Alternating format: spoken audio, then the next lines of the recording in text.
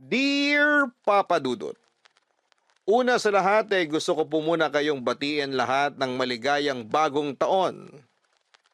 Tawagin niyo na lamang po ako sa pangalang Wengay, 31 years old, na nakatira sa Pampanga.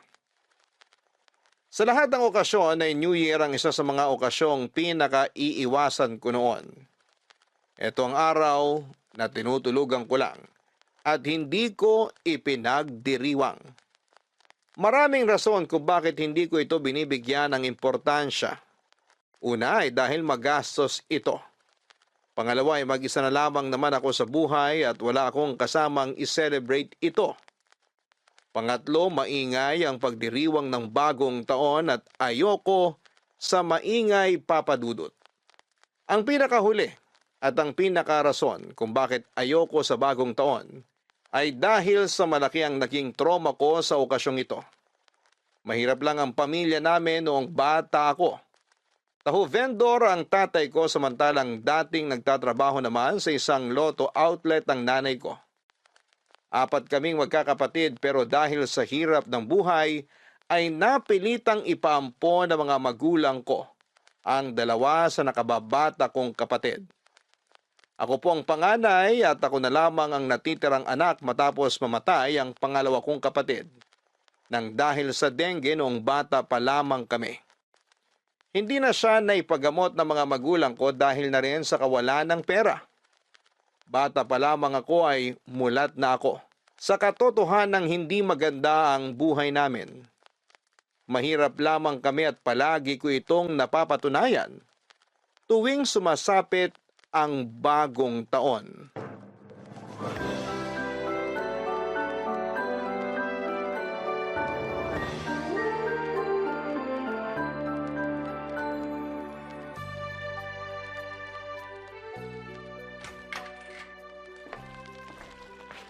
Nay! Nay! Nay, gising! Nay! Ano ba? Natutulog yung tao eh. Tingnan mo tong binili ko, oh! Ang dami! Ano ba yan? Bumili po ako ng mga paputok para mamaya! Ano? Gusto mo bang maputulan ng daliri? Ibigay mo nga sa akin yan. Ako na. Bakit niyo po kinuha yung mga paputok ko? Sisindihan ko po yan mamayang bagong taon eh! Gusto mo ipakain ko sa'yo to? Ha? Saan ka naman kumuha ng perang pambili nito? Nangupit ka na naman sa pitaka ko, ano? Hindi po!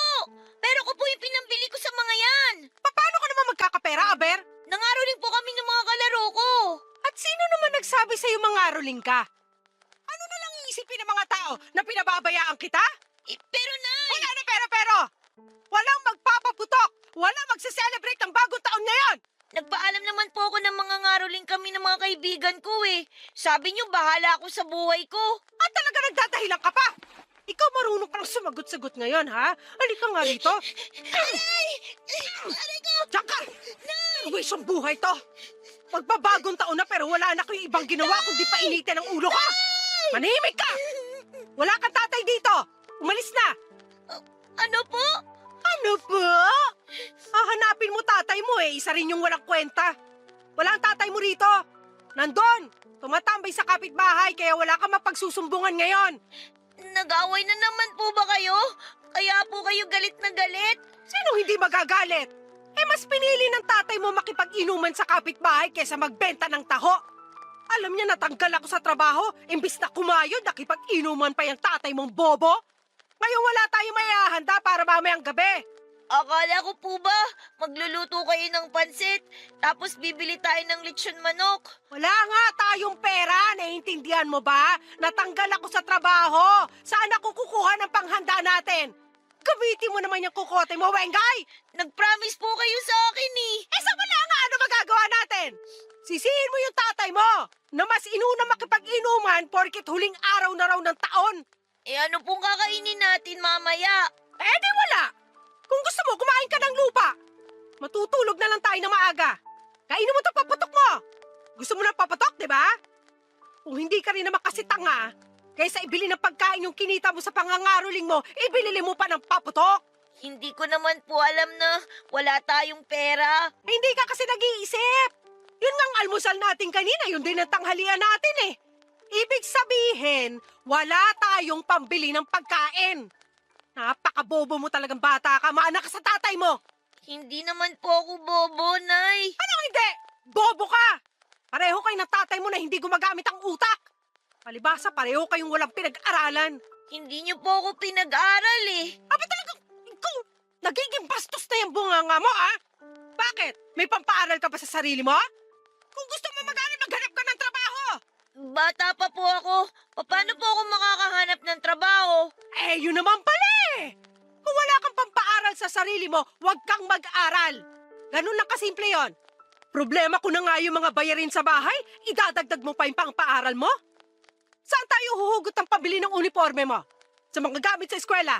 Tapos araw-araw pa na pamasahe. Pero Ang arte mo magsalita. Umalis ka na nga sa harapan ko. Mas lalo nasisira araw ko eh. hahanapin ko na lang po si tatay. Baka po may pera siya. Huwag mo nang asahan yung batugan na yon. Lalabas lang po ako, Nay. Pupuntahan ko po si tatay sa kapitbahay. Bahala ka sa buhay mo. Magsama kayong dalawa.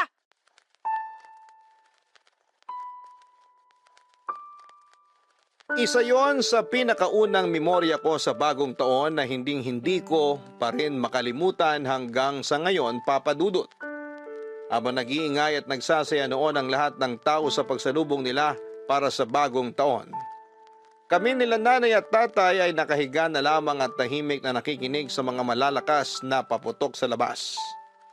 Itinago ng mga tunog na yon ang mga paghikbi ko dahil nagtatampo ako noon sa mga magulang ko.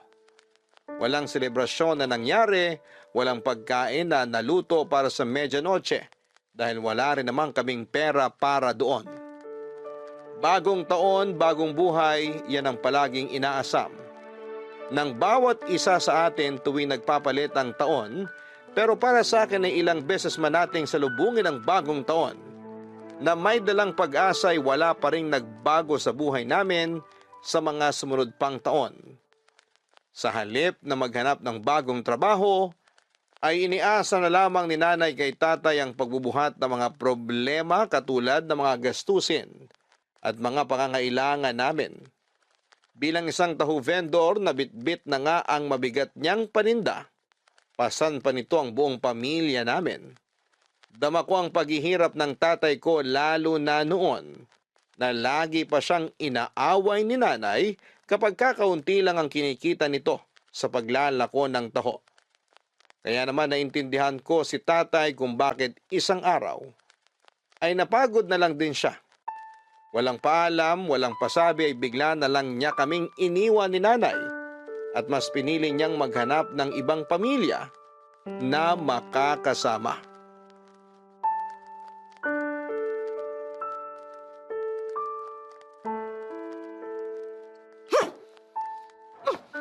Pwesteng buhay talaga to. Puro problema na lang dumarating. Hoy, Doña Wengay! Baka naman gusto mo akong tulungan dito. Ano po yun, Nay? Mag-ayos ka na ng plato. Kakain na tayo. Anong tingin mo sa akin? Katulong mo? Sige po, Nay. Ano po bang ulam natin? May gana ka pa talaga magtanong kung anong ulam. Sinabawang sardinas. Yan lang ang nadalihensya ko ngayon. Wow! Paborito ko po yan! Paborito ko po yan. Dami mong alam. Pagkain ka na lang dyan. Dami pang sinasabi. Opo. Ay, yan. Yang hawak mong plato. Ibalik mo yan. Bakit po? Plato po to ni tatay eh. Hindi na natin kailangan yan. Wala nang gagamit yan. Bakit po, Nay? Bakit wala nang gagamit nito? Nasan po ba si tatay? Wala nang tatay mo. Umalis na. Iniwan na niya tayo. Ano po? Saan naman po siya nagpunta? Sa kapitbahay na naman? Anong kapitbahay ang pinagsasasabi mo dyan? Sumama na yun sa babae niya. Napagod na raw siya sa araw-araw na pagbubunga nga ako kaya umalis na siya rito. May babae po si tatay? Ngayon mo lang nalaman? Matagal nang may babae yung hinayupak na yon. Bakit po? Ano bakit? Sa malanding lalaki yung tatay mo eh. Akala mo kung sinong gwapo. Pangit na nga't walang pera, makapal pa ang mukhang mambabae. Hindi po totoo yan, Nay. Hindi tayo kayang iwan ni tatay. Anong hindi kaya ginawa na nga niya? Bakit po siya hindi nagpaalam sa akin? Bakit? May magagawa ka ba kahit magpaalam siya sa'yo? Tulog ka kanina, kaya hindi ka na niya ginising. Palibhasa kasi lagi kang tinatanghali ng gising. Yan ang napala mo. Bakit po kasi lagi niyo siyang inaaway eh? Lahat na lang ng ginagawa niya, nagagalit kayo. At ako ba talaga sinisisi mo? Kasalanan niya kung bakit ko siya palagi pinapagalitan. Kung maayos sana siyang padre de pamilya, wala siyang maririnig sa akin. Napapagod din naman po kasi si tatay. Ang hirap po ng trabaho niya. Araw-araw siya nagbibitbit ng taho sa initan. Nakakapagod po kaya yun. Sa tingin mo siya lang ang pagod? Ako rin, Wengay. Pagod din ako. Pagod na ako sa kakaisip kung paano ko papakainin yung matakaw at bastos mong bunganga. Araw-araw pinoproblema ko kung paano ko babayaran yung mga utang ko para lang may maipakain sa pamilya natin. Pagod ang tatay mo, kamo? Wala naman yung naitutulong dito sa bahay eh. Yung kakarampot na kita niya, hinahati niya para sa bahay na to at para sa pang-inom niya. Pareho kaming pagod, pero siya may oras na magsaya, samantalang ako walang ibang pagpipilian kundi makinig dyan sa napakaarte mong pananalita. Kaya huwag mo ako sinasabihan na pagod ang tatay mo dahil mas pagod ako sa kanya. Paano na po yan, Nay? Tayong dalawa na lang pong magkasama dito? Kung gusto mo, umalis ka na rin. Layasan mo na rin ako para wala na akong problema. Hindi ko po gagawin yun, Nay. Hindi ko po kayo iiwan. Dito lang po ako sa tabi niyo. Ang sip-sip mo! Matapos mo akong sisihin sa pag-alis ng tatay mo, sa akin ka ngayong kakampi? Balimbing ka! Wala akong pakialam kahit sino pang kampihan mo sa aming dalawa. Kung gusto mo, hanapin mo tatay mo. Magsama kayong dalawa. Pareho ko po kayong mahal ni tatay. Kaya pareho ko rin po kayong gustong makasama. Ayoko pong mamili sa inyong dalawa, Nay. Napaka-plastic mo talaga. Kumain ka na nga lang dyan. Akala mo naman may magagawa ka pa eh. Wala ka namang ibang makakasama rito, kundi ako lang. Nang taong yun, mas naging malungkot na naman ang bagong taon ko, Papa Dudut. Sa pagkawala ni tatay sa buhay namin ay ramdam na ramdam ko ang paglagapak ng pamilya namin. Naging pabaya sa akin ang nanay ko habang naging abala naman siya sa mga kaibigan at paghahanap ng bagong pag-ibig. May mga araw noon na ako na mismo ang naghahanap ng makakain para lang hindi ko malamang sikmura ko. Naranasan kong mangalkal ng basura at manghingi ng pera sa mga tao para lang may maipanglaman ng tiyan. Nang taong yon ay natuto akong buhayin ang sarili ko ng mag-isa. Dahil kung aasa ako sa nanay ko ay wala akong mapapala. Nahihiyaman ay tinuruan ko ang sarili ko na kapala ng mukha ko para manghingi ng barya sa mga tao na sa tingin ko ay mas may kaya kesa sa akin.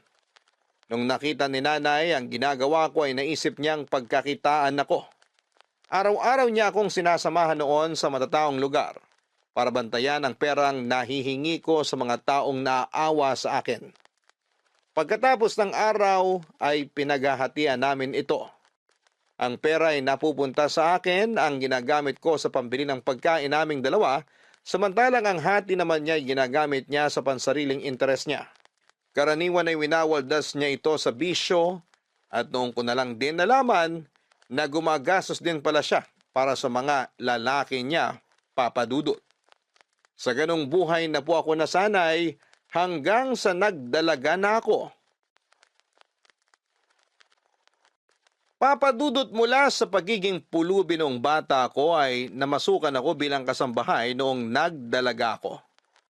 Na mga panahong yon ay sarili ko na lang din ang tanging maaasahan ko dahil malimit lang noon na magpakita sa akin si nanay kung kani-kaninong lalaki siya sumasama. Saka na lang siya umuuwi ng bahay tuwing iniiwan siya ng mga lalaking kinakasama niya. Katulad na lang noong bigla siyang umuwi sa bahay na puro pasa ang katawan.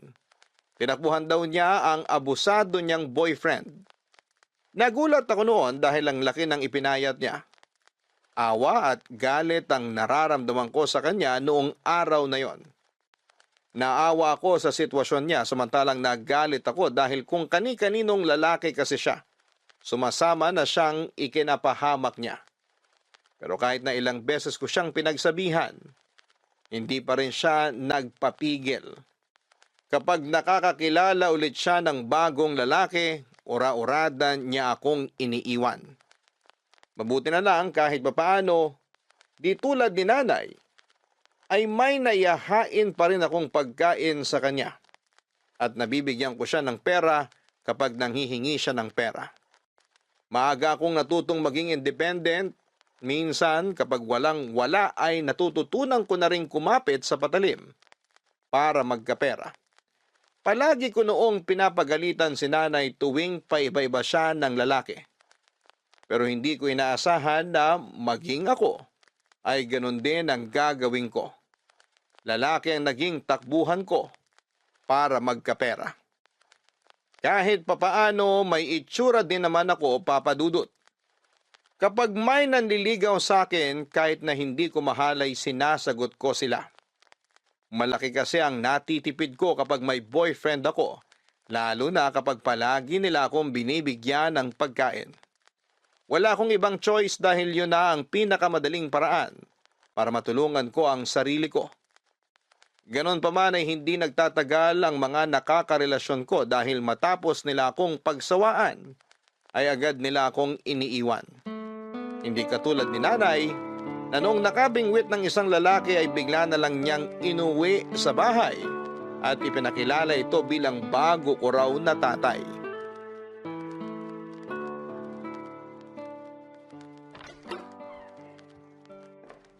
Wengay! Wengay, nasan ka? Nay? Nay, mabuti naman naisipan niyo nang umuwi. Halika rito. May papakilala ko sa'yo. Sino po? Teka, nasa na ba yun? Hoy! Esting! Halika! Pumasok ka rito! Anong ginagawa mo dyan sa labas? Ito na ba yung anak mo? Oo, siya nga. Ito si Wengay. Wengay, ito naman si Esting. Boyfriend ko siya. Boyfriend? Hello po, maupo muna po kayo. Salamat. Ano makakain dyan?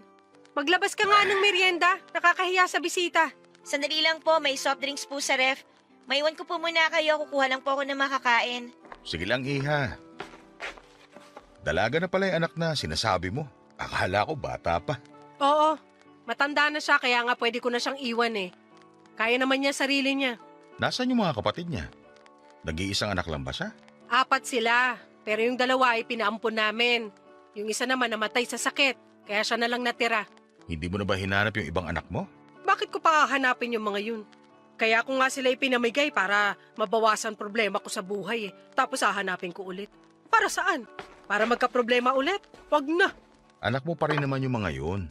Hindi mo ba sila namimiss? Hindi. Masaya na sila sa buhay nila. Kaya hindi ko na sila pwedeng guluhin. Okay na ako sa ganitong buhay.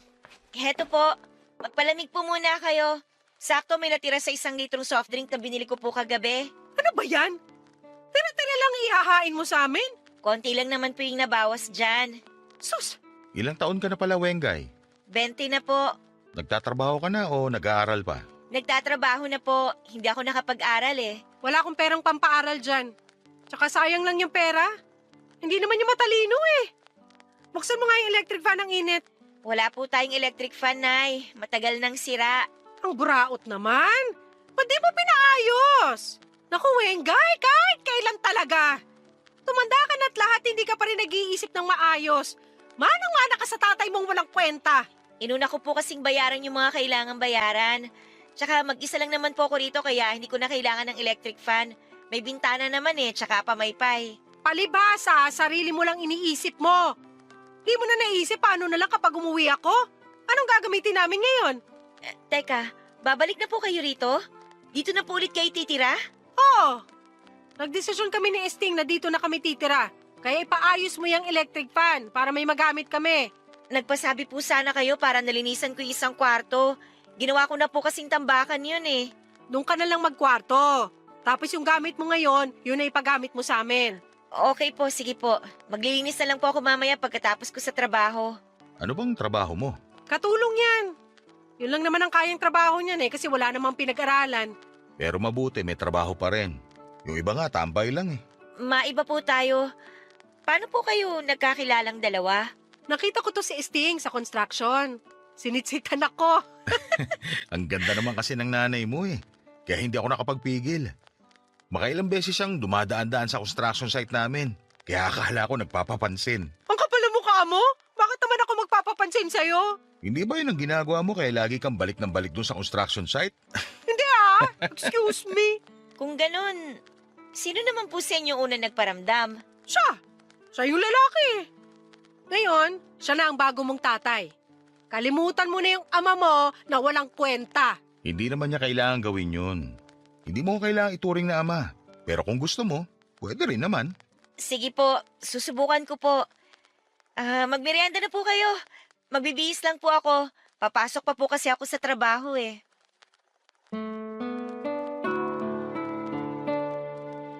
Nagtatrabaho sa construction si Sting bilang foreman.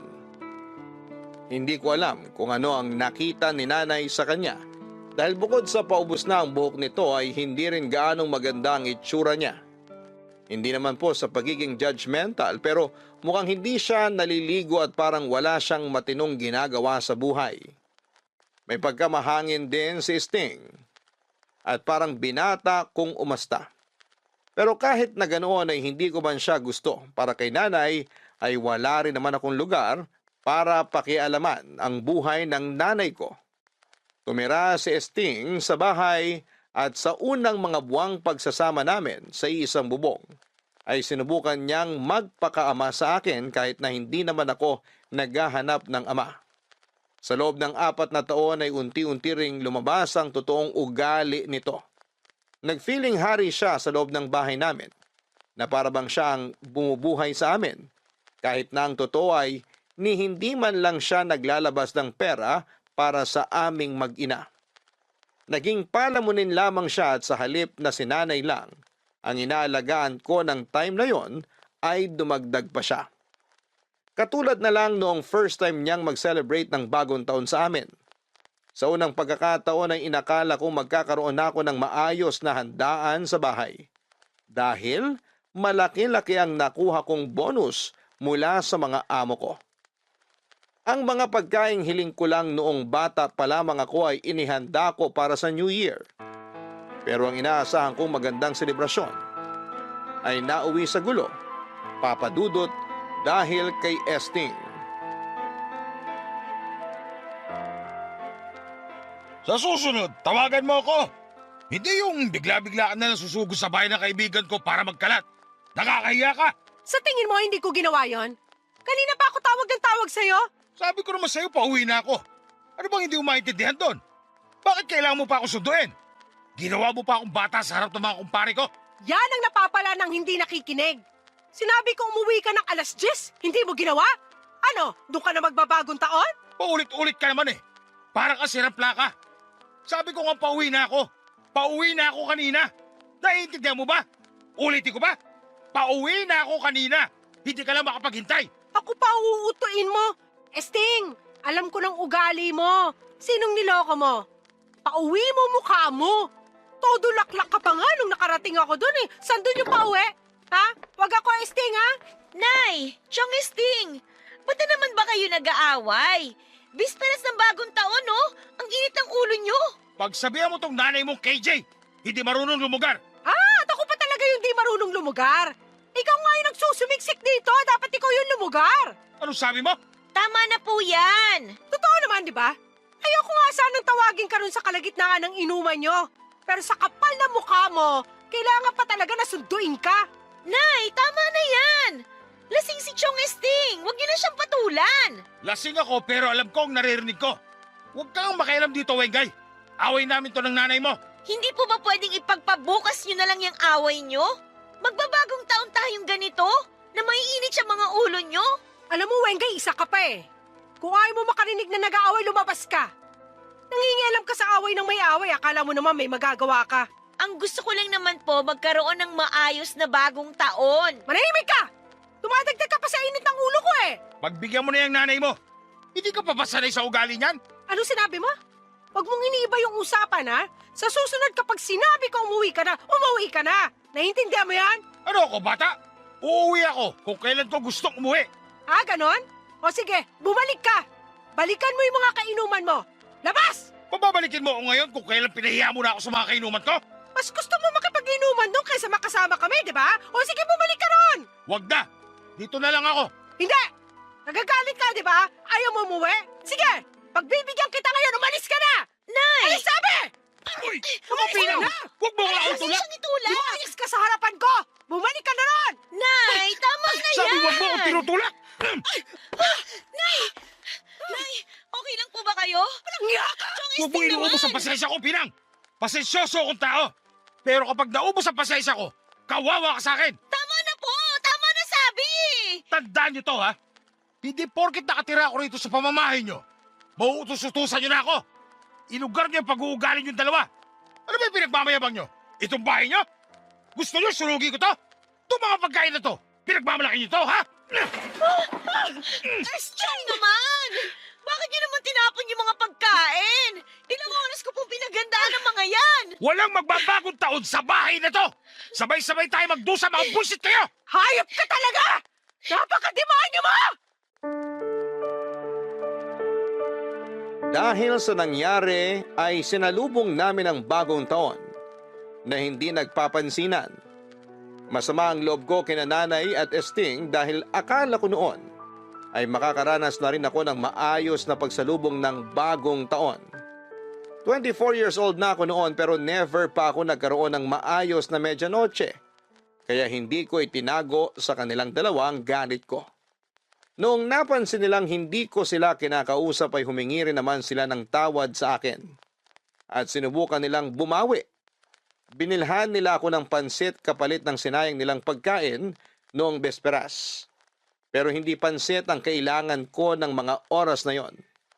Hindi pansit ang makapagpapaalis ng nararamdaman kong inis dahil hindi naman yon ang gusto ko. Ang gusto ko ng panahon na yon ay magkaroon na ng pagbabago sa buhay ko. At mukhang malabo nang mangyari yon. Hanggat hindi nagbabago ang ugali ng magulang ko, ay hindi mangyayari ang pagbabagong inaasam ko. Hindi ko man gusto pero kailangan kong tanggapin ang katotohanan na isang taon na naman ang dadanasin ko habang tinitiis ko ang pag-uugali ng aking ina at tatay-tatayan. Sa puntong yon ng buhay ko ay sanay na ako sa malas na buhay. For 24 years, kinaya ko ang mga problema sa buhay ko. Kaya paniguradong kakayanin ko ang isa na namang taong paghihirap. Pero, ang hindi ko inaasahan, mas lalala pa pala ang buhay na mararanasan ko noong taong yon mula sa mga kamay ng tatay-tatayang kong si Esting. Bago natapos ang taon ay isang bagay ang nangyari na lalong sumira sa alaala ko sa bagong taon. Nasira man ang New Year ko noong huling taon, ipinangako ko sa sarili ko noong panahong yon na gagawin ko ang lahat para maging successful ang pagsalubong ko sa susunod na bagong taon. Hinanda ko ulit ang mga pagkain na matagal ko nang gustong ihanda para sa medianoche. Sa katunayan, tinulungan pa nga ako noon ng nanay ko sa pagluluto ng mga pagkain. Sobrang saya ko ng araw na yon, Papa Dudut, dahil sa unang pagkakataon ay ramdam ko ang saya at excitement sa pagdating ng bagong taon. Lahat ay nasa good mood, lahat ay masaya, lahat ay excited na. Nagbigay pa nga ako noon ng pang-inom nila Esting at nang imbita siya ng kaibigan sa bahay para maagang mag-celebrate. Nang time na yon ay damang-dama ko na ang bagong pag-asa na dala ng bagong taon. Sabay-sabay naming hinintay ang pagtatapos ng taon at sabay-sabay naming sinalubong ang bagong taon na masaya at puno ng pag-asa. Nakahinga ako dahil sa wakas ay naranasan ko rin ang matagal ko nang hinahangad na masaya at matagumpay na New Year. Pagkatapos panoorin ng pailaw sa kalangitan, ay agad akong nagpahinga sa kwarto ko dahil napagod ako sa buong araw na paghahanda. Iniwan ko sina Nanay at Esting na nagpatuloy sa pakikipag-inuman sa labas ng bahay. Habang mahimbing na natutulog ay nagulat ako nung bigla na lamang bumukas ang ilaw sa kwarto. Nalimpungatan ako sa pagkakatulog at ang unang nakita ng mga mata ko ay si Esting na nakatayo sa may pinto. Bago ko pa man matanong kung anong ginagawa niya sa kwarto ko ay agad siyang dumagaan sa akin at sa kanya ako sinimulang pagsamantalahan. Amoy na amoy ko ang alak sa kanyang sistema. Kahit na anong pagpupumiglas ko ay hindi ko siya nalabanan. Ang mga sigaw ko ng oras na yon ay natabunan ng malakas na musika ng kapitbahay at mga paputok sa labas. Hindi na ako nakatulog matapos ang mga nangyari. Papadudot tulala na lamang ako noon habang pinagmamasdan ko ang pagliwanag ng paligid ko.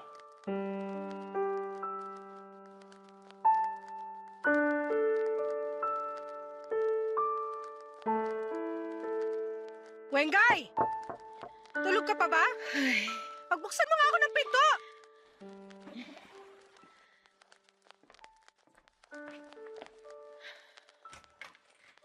Bakit po, Nay? Anong bakit tunay?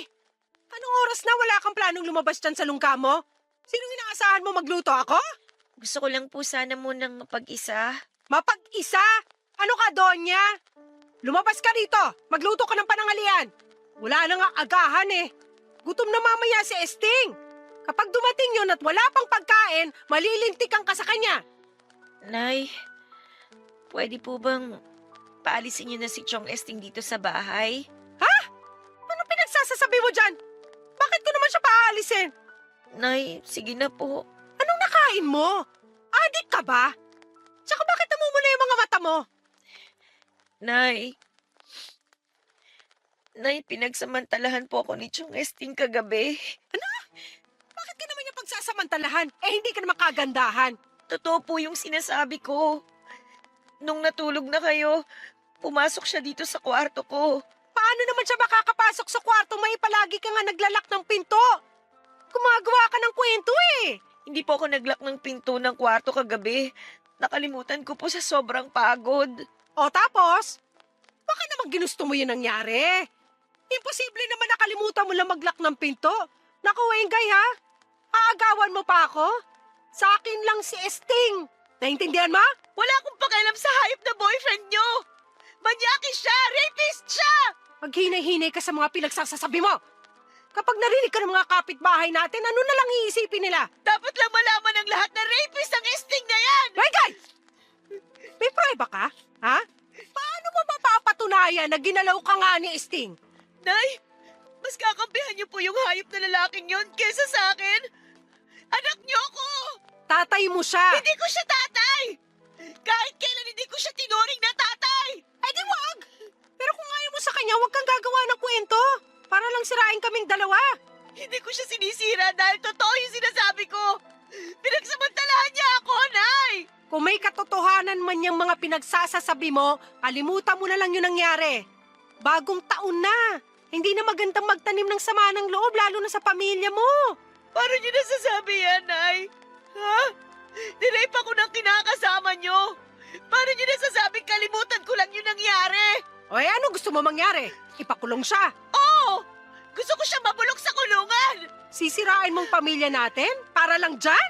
Hindi ko siya pamilya at huwag niyong nilalang yung nangyari! Nay! Anak niyo ako! Bakit hindi ako ang kampihan niyo? Matagal ako naghanap ng isang lalaking tatayo bilang ama mo. Matapos kang iwan ng sarili mong tatay, ngayong may kinikilala ka ng ama, ganito ang gagawin mo? Hindi ko kailangan ng ama. Nanay ang kailangan ko. Gusto ko ng kakampi. Yung taong papanig sa akin kapag inagrabyado ako. Nakakalungkot lang isipin na nawala na nga ako ng tunay na ama. Hindi pa ako magawang ipaglaban ang sarili kong ina. Huwag mo ko inaartehan dyan, Wengay, ha? Sige, magsubok ka sa pulis. Hindi lang ama ang mawawala sa'yo. Kung sa bagay, matagal na rin naman ako nawalan ng magulang. Kung tutusin, sanay na ako mag-isa eh. Ano ba nga bang aasahan ko sa inyo kung simula pa man noon, pinabayaan niyo na ako? Anong sabi mo? Ha? Wala kang utang na loob? Ako nagluwal at nag-alaga sa'yo! At yung niluwal at inalagaan niyo, hinalay ng kinakasama niyo! Tumigil ka na! Nangyari na ang nangyari. Wala kang mapapala kahit magngangangawa ka pa dyan. Ang gawin mo, lumabas ka ng kwarto mo at magluto ka ng pananghalian. Ako na nga na malengke, ako pa asahan mo magluluto. Tigilan mo na yung pag-iinarte mo dyan. At wala akong panahon para sa mga katrabahan mo sa buhay. Papadudot lumubog ang puso ko noong sa halip na kampihan ako ng sarili kong ina, ay siya pa mismo ang nagpaliwanag sa ginawa sa akin ni Esting. Hindi niya kinausap si Esting tungkol sa nangyari at hindi na rin naungkat pang muli ang kababuyang ginawa sa akin ni Esting. Punong-puno ng pagkasuklam ang puso ko noon dahil pakiramdam ko'y wala akong kakampi. Mag-isa kong dinanas ang pagkamuhi at pandidiri sa ginawa nila sa akin. Ginawa ko ang lahat para iwasan si Esting sa bahay. Bumabaligtad ang sikmura ko tuwing kinakausap niya ako na parabang wala siyang ginawang masama sa akin. Nagsimula akong maramdaman ang takot sa kanya. At ang mas malala pa, ay wala man lang ginagawa ang nanay ko tungkol dito. Inayaan lang niya kaming magkasama ni Esting sa bahay. Dahil sa nangyari. Tuwing nilalapitan niya ako ay agad na bumibilis ang tibok ng puso ko. Dahil sa nangyari ay natuto akong mag-lock ng pinto ng kwarto, pati na rin kapag gumagamit ako ng banyo. Pero kahit na anong pag-iingat ko, ang nangyari sa akin ng bagong taon ay nangyari ulit, Papa Dudut. Hindi lang isang beses kundi makailang ulit niya akong pinagsamantalahan. Hindi ko na noon nakayanan pang ginagawa nila sa akin kaya ako na mismo ang umalis. Nag-request ako sa amo ko kung pwede bang mag-stay in na lamang ako sa kanila. At nung nalaman nila kung ano ang dahilan ko ay agad naman silang pumayag. Sa katunayan ay nagsuggest pa silang isumbong ko sa pulis ang nangyari sa akin pero dahil sa ayoko na ulit silang makita ay pilit ko na lamang kinalimutan ang mga nangyari. Ganon pa man. Kahit nagpakalayo-layo na ako, ay hindi pa rin ako tinantanan ni Esting, Papa Dudut.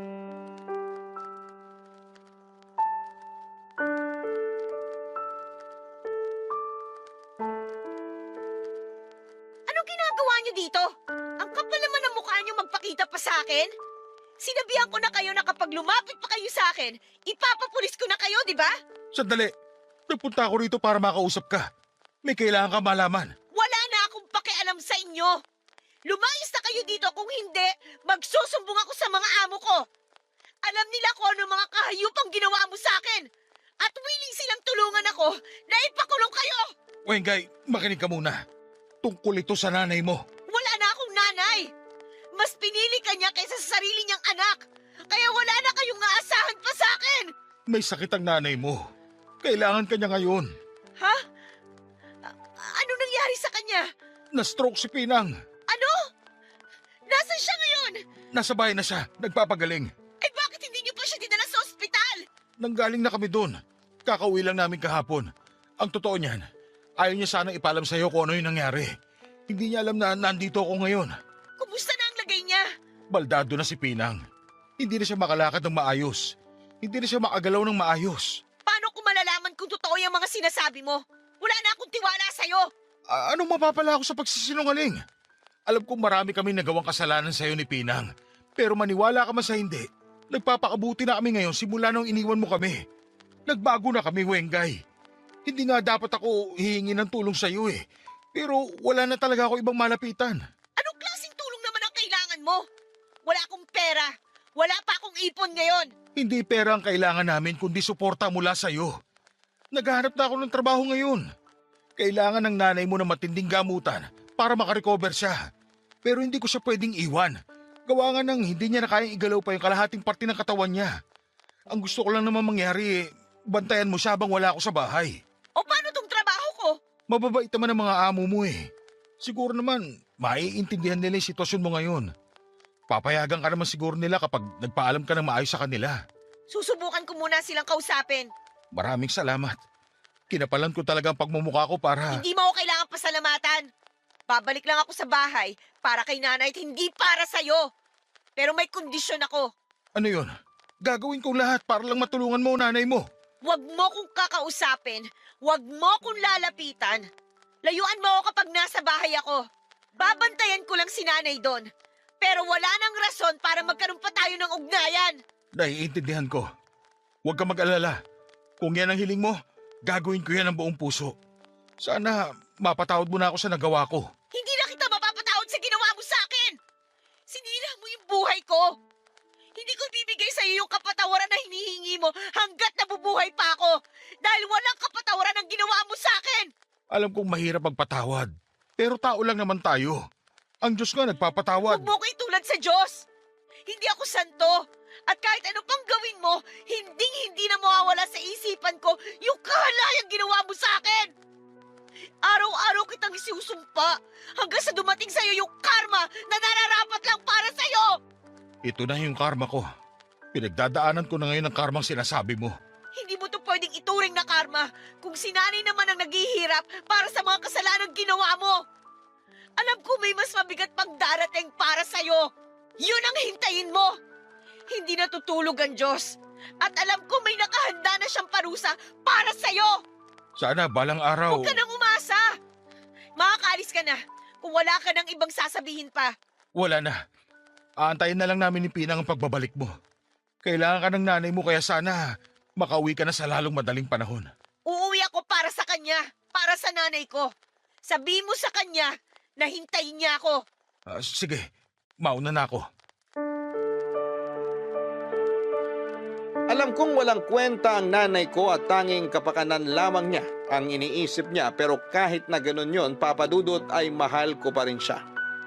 Kahit na hindi niya ako kayang alagaan at gaano man kabigat ang galit ko, ay malambot pa rin ang puso ko para sa kanya. Kaya noong nalaman kong na-stroke siya ay hindi ako nagdalawang isip na umuwi sa bahay. Nagpaalam ako sa mga amo ko at binigyan nila ako ng 1 linggong day off para mabantayan ko ang nanay ko. Nagbigay din sila ng pera bilang tulong daw sa gastusin sa pagpapagamot. Dali-dali kong kinuha ang mga gamit ko at umuwi sa bahay. Pagkarating ko doon ay nagulat ako sa nadatnang ko. Napakakalat ng bahay na daig pa ang dinaanan ng ipo-ipo. Agad kong hinanap si nanay at nadatnang ko siya sa kwarto. Pero sa halip na nakahiga sa kama, ay nakita ko siyang nakadapa sa sahig. Akala ko nga noon ay patay na siya, Papa Dudut, dahil wala siyang malay at puro pasa ang katawan nito. Agad ko siyang ginising at tinanong kung anong nangyari. Hirap siyang makapagsalita at nangihina ito, pero nanlamig ako sa mga katagang binanggit niya sa akin. Dapat daw ay hindi na ako bumalik pa sa bahay. Doon ko lang na-realize na pinapunta ako ni Esting doon hindi dahil may sakit si nanay, kundi dahil may iba pa siyang pinaplano para sa akin. Nagmadali akong lumabas para sana humingi ng tulong, pero bago pa man ako makalabas ng kwarto, ay sinalubong ako ni Esting, Papa Dudut. Tinalo ko pa ang nakakita ng multo ng oras na yon habang pinagmamasdan kong nakatayo si Esting sa pintuan ng kanilang kwarto. Ang kabog sa dibdib ko ay katulad ng kabog ng fireworks sa kalangitan tuwing bagong taon na sunod-sunod na pumuputok. Ganon pa man ay tinapangan ko ang sarili ko, Papa Dudut. Hindi ko ipinakita kay Esting ang panghihina ng mga tuhod ko. Pero ang tapang na yon ay agad ding nawala noong ipinakita na nito ang hawak niyang patalim. Nagsimulang manginig ang kalamnan ko. Halata sa mga kilos nito, nalulung siya sa ipinagbabawal na gamot. Namumula ang mga mata niya at ang ngiti sa mga labi nito ay daigpang sa demonyo. Hindi na siya nagsayang pa ng oras. Inutusan niya akong hubarin ang suot kong damit, Papa Dudut, habang nangingilabot ang buo kong katawan. Ay sinunod ko ang gustong mangyari ni Esting. Para siyang asong ulol na naglalaway habang papalapit siya sa akin. Dinig na dinig ko naman ang daing ni nanay na nung oras na yon ay nasa lapag pa rin. Sinimulan niya akong hawakan sa katawan. Habang ang buong atensyon nito ay nasa katawan ko, ay tinadyakan ko siya sa pribadong parte ng katawan niya. Nabitawan niya ang hawak niyang patalim at napahiga habang namimilipit sa sakit. Kahit walang saplot ay nagmadali akong lumabas ng bahay at nagpatulong sa mga taong nasa labas. Mabilis naman silang rumesponde at pinagtulungan nila si Sting habang inaantay ang barangay na siyang dumampot sa kanya, Papa Dudut. Wengay, parang awa mo na. Patawarin mo na ako. Kahit ilang kapatawaran pa ang hilingin mo sa akin, hindi kita mapapatawad. Bigyan mo pa ako ng isa pang pagkakataon. Magbabago na ako. Gagawin ko lahat ng gusto mo. Huwag mo lang ako ipakulong. Magdusa ka ngayon!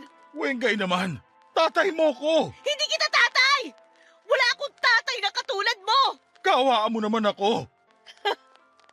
Hindi dapat kinakaawaan ng isang tulad mo. Ito na yung karma mo, Chong Esting. Mabulok ka na sa kulungan. Sana pagdusahan mo rin ang pinagdaanan ko sa mga kamay mo. Sana maranasan mo rin ang doble pa ang mga ginawa mo sa akin. Pakiusap naman. Patawad. Patawarin mo na ako. Magbabago na ako, pangako. Wala akong pakialam kahit magbago ka pa. Matagal kong hinintay ang araw na to. Araw-araw ko pinapanalangin ang hustisyang matagal ko nang sinisigaw. At ngayon yung araw na yon. Nakamit ko na yun ngayon. Paano na si Pinang? Kailangan ako ni Pinang. Kailangan ako ng nanay mo. Hindi niya kaya na wala ako sa tabi niya. Hindi ka kailangan ng nanay ko. Mulat na siya sa kademonyohan mo. Kitang-kita na niya mga sungay mo, kaya wala ka nang aasahan sa kanya. Mahal namin ang isa't isa. Hindi mo kami masisira. Mahal ka niya pero kailanman hindi mo siya minahal.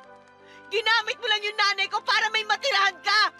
Kung naloko mo nanay ko ako, hindi mo ako manaloko. Wala kang utang na loob. Ako tumayo bilang ama mo nung iniwan ka na sarili mong tatay. Ako pumalit sa trabaho niya bilang tatay mo. Hindi kita hiniling para maging tatay. Kaya ko mabuhay ng walang tatay. Kaya kong alagaan ang sarili ko, kaya wag mo palabasin na may ambag ka sa buhay ko. Dahil ang tanging ginawa mo lang sa akin, alam mo kung ano? Yung sirain ako. Wala akong utang na loob sa'yo. Matapos sa mga ginawa ko sa inyo mag-ina, ganito igaganti mo sa akin?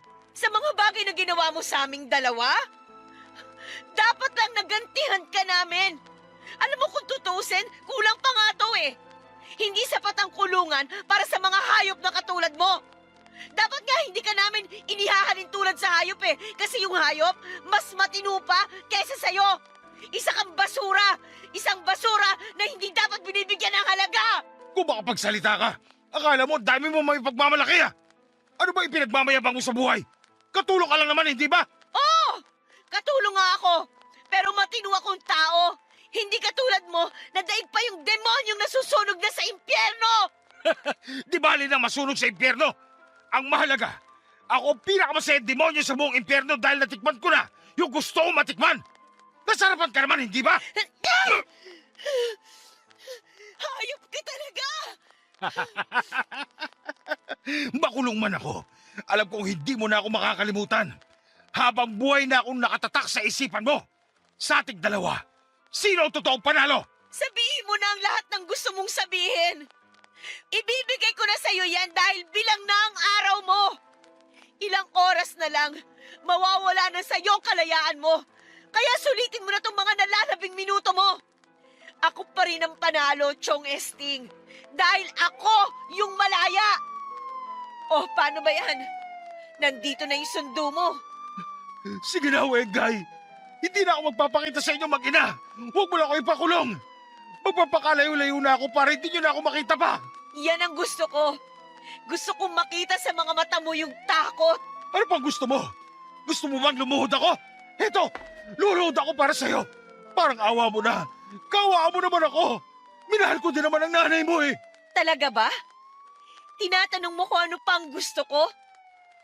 Ang gusto ko at matagal ko nang hinihiling. Makita na nilalangtak ka ng mga uod yang nabubulok mong katawan sa bilangguan! Nakulong si Sting sa patong-patong na kaso. Samantalang tinulungan naman ako ng mga amo ko para maipagamot si nanay sa ospital. Nagtamo ito ng ilang bali sa buto at maraming pasa sa iba't ibang parte ng kanyang katawan. Napag-alamang kong araw-araw pala siyang binubugbog ni Sting at katulad ko ay palagi rin daw siya nitong pinagsasamantalahan. Lalo na kapag high ito sa ipinagbabawal na gamot. Naawa man ako sa pinagdaanan niya pero hinayaan niya kasing maging ganon si Sting, Papa Dudut. Ayoko mang manisi, alam naming may kasalanan din siya sa mga nangyari. Siya ang nagdala ng sigalot sa pamilya namin at pareho namin yung pinagdusahan. Ganon man ang nangyari ay nakahinga kami ng nanay ko dahil sa wakas ay wala na sa buhay namin si Sting. Hindi na namin mararanasan ulit ang kababuyang ginawa niya sa amin. Matapos magpagaling ay humingi ng tawad sa akin si nanay at nangako siyang babawi siya sa akin. Ilang beses ko nang narinig ang mga salitang yon at ilang beses na rin itong napako. Kaya hindi na ako umasa pa na magbabago si nanay. Pero pinatunayan niya sa akin na tunay nga siyang nagsisisi sa mga nangyari. Sa mga sumunod na buwan ay naghanap siya ng trabaho at tumigil na rin sa pakikipagkilala sa iba't ibang lalaki. Sa unang pagkakataon, bumawi nga siya sa akin. Sa unang pagkakataon ay naramdaman ko ang kalinga ng isang magulang. Sa unang pagkakataon ay nagkaroon ako ng isang ina na matagal ko nang gustong maranasan, Papa Dudut.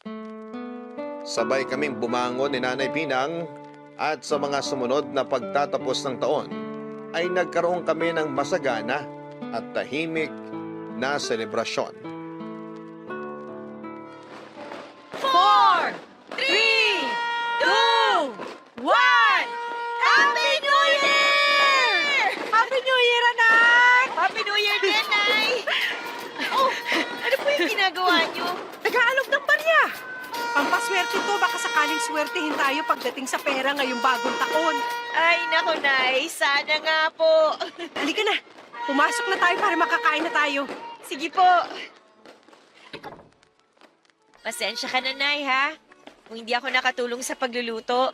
Nagkaroon kasi ng party sa bahay ng mga amo ko eh. Nag-request sila na mag-overtime ako. Hindi ko naman sila mahindihan kasi ang bait-bait nila sa akin. Okay lang yun, nak. Ako na yung nagluto para sa ating dalawa. Ayan oh, nakahanda na nga lahat eh. Wala ka nang gagawin.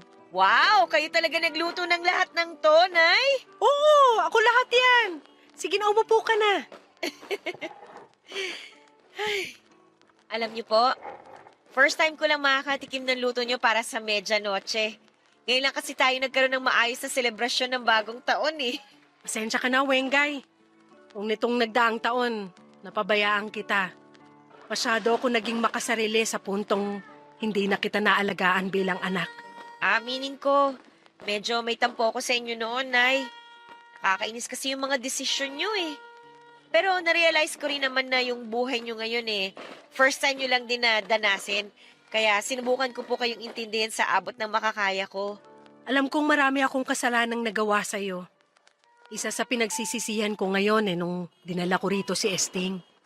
Masyado ako nabulag sa pagmamahal ko sa kanya sa puntong hindi ko na nakita yung mga maling ginagawa niya. Sorry talaga kung wala ako nung nangangailangan ka ng kakampi. Sorry kung sa halip na ikaw ang kampihan ko, kay Esting pa ako pumanig. Yung nangyari sa akin, habang buhay na lamat yun na dadalin ko hanggang sa pagtanda ko. Pero wala kayong kasalanan doon, Nay. Si Esting ang may kasalanan sa akin. At kung may mali man kayo, yun yung hindi niyo ako pinaniwalaan. Masama akong ina, alam ko yon. Hindi ako naging mabuting ehemplo sa'yo. Sarili mong ina yung nagpahamak sa buhay mo. Lahat ng yon dahil lang sa kagagahan ko. Pero pangako ko sa'yo, babawi ako. Pupunan ko lahat ng pagkukulang ko sa'yo simula nung bata ka pa. Salamat, Nay. Mabuti naman po at natauhan na kayo. Sana nga magbago na kayo. Kahit huwag na kayong bumawi sa akin. Kahit para sa sarili nyo na lang po. Mas mapapanatag pa yung loob ko kapag nakita ko kayong inaalagaan nyo yung sarili nyo. Hindi yung katulad ng dati na mali-mali yung mga pinipili nyong desisyon. Nagawa ko lang naman yon dahil pangarap ko rin magkaroon ng maayos na buhay, ng masayang pamilya. Hindi yun naibigay ng tatay mo, kaya naghanap ako ng pupuno sa puwang na yon. Umasa ako noon na si Esting na makakagawa nun, pero sa halip na kaginhawaan ng ibigay niya, mas lalo pa tayong nalugmok. Hayaan nyo na po yung nangyari, Nay. Matuto na lang po tayo sa mga pagkakamali natin. Yun ang maganda sa bagong taon eh. may kakayahan tayong magsimula ulit. Tsaka kalimutan yung mga masasamang nangyari sa nakaraan. Ngayong bagong taon, Nay, magsimula ulit tayo. Sige, gawin natin yan. Kahit hindi na tayo buo, kahit dadalawa na lang tayo, subukan nating ayusin ang buhay natin. Magtulungan po tayo, Nay, ha? Makakaasa ka. Nangangako ko sa'yo na hindi na kita iiwan. Alam niyo, Nay, sobrang saya ko ngayon. Matagal ko pong hiniling na mangyari tong araw na to. Hindi niyo alam kung gaano kasaya yung puso ko ngayon. Ako rin. Masaya ako. Sobra. Ano, Nay? Kain na tayo? O sige, etong plato. Salamat po. Ano po tong dilaw na kakanin? Arroz Valenciana yan. Parang paella pero Pinoy version. Namana ko yan sa lola mo. Ganyan ang laging niluluto niya para sa amin nung bata pa lang kami. Ah, mukhang masarap po yan ah. Amin na yung plato mo. Lalagyan ko.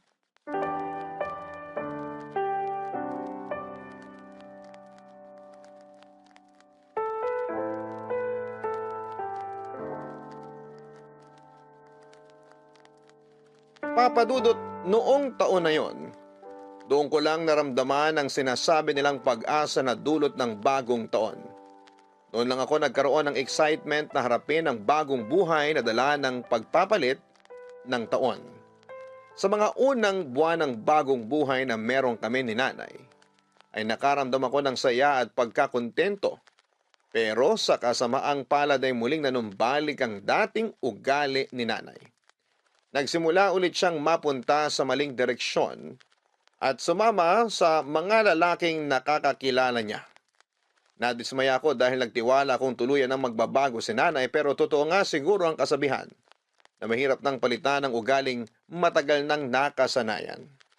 Katulad ng dati kong ginagawa ay wala akong ibang choice kundi ang tanggapin na lamang ang buhay na pinili ng aking ina. Hinayaan ko na lamang nakapalaran na magdikta ng buhay niya. Basta ang panalangin ko lang ay hindi na maulit pa ang ginawa sa kanya ni Esting. Muli akong iniwan ni nanay at simula noon ay hindi na ulit kaming nagkita pang dalawa. 5 taon na ang lumipas simula noong araw na yon, Papadudot. Maayos na ang buhay ko ngayon, mag-isa man ay may maayos naman akong trabaho kaya masasabi kong nasa tahimik na buhay na ang kalagayan ko. Sa loob ng 5 taon na yon ay never akong nag-celebrate ng New Year. Sa kalagitnaan ng pagsasaya ng lahat ay tulog lamang ako. Para sa akin ay normal lang ang okasyon na yon, pero sa pagkakataong ito ay naisip kong mag-celebrate para sa taong 2025. Naisip ko na baguhin ang takbo ng buhay ko ngayon at palitan ng magagandang memorya ang masasalimuot kong nakaraan. Ito po ang aking kwento, malungkot, magulo pero patuloy pa ring lumalaban para sa pangarap at buhay. Happy New Year po sa inyo, Papadudot, at sa lahat ng nakikinig ngayong araw. Ang inyong forever kapuso at kabarangay, Wengay. Ang pagbabago ng taon ay higit pa sa simpleng pagbabago ng kalendaryo. Itong hudyat ng bagong kabanata sa ating buhay. Bagong pahina na naghihintay mabigyan ng mga bagong kwento. Ito ang pagkakataon natin na bitawan ang nakaraan at yakapin ang bagong simula at pag-asa na Dear Papadudot, ako nga pala si Missy, 20 years old, isang Gen Z. Laging in sa kung ano man ang trending sa social media. Sa mga trending ngayon na sayaw, kanta at prank ay mukhang nasubukan ko na lahat. Lagi ako nakatambay sa TikTok para hindi ako nahuhuli sa uso. Kabilang ako sa mga abangers na mga pinopost sa inyong TikTok channel sa Barangay LS. Kaya naisipan ko rin mag-share ng story ko sa inyo. Baka sakaling sumikat din po ako tulad ng mga nakikita kong trending na story sa Facebook. Lalo na yung mga tungkol sa journey nila sa kanilang forever. Kasi doon po iikot ang story ko. Tungkol sa love story ko. Wala pa akong nagiging boyfriend at madalas ay puro ka-talking stage lamang tuwing bakasyon. Tapos kapag pasukan na ay bigla na lamang manggo-ghost. Nagkaka-crush din ako sa mga kaklase ko pero hindi umaabot sa point na nililigawan ako. Hindi naman ako pangit Sabi nga nila ay kamukha ko raw si Thea Tolentino, lalo na kapag sumasayaw at ngumingiti ako. Kaya masasabi kong hindi naman ako pangit. Only child ako at kasama ko sa bahay si Mama. Si Papa naman ay isang OFW sa Qatar at pareho silang 40 years old. 18 years old lamang sila nung pinanganak ako at masyado pa silang bata para harapin ang buhay mag-asawa. Pero nagawa nila ng paraan dahil pareho nilang mahal ang isa't isa. Hindi po ba kapag may pagmamahal ay madali na lamang malagpasan ang bawat problema?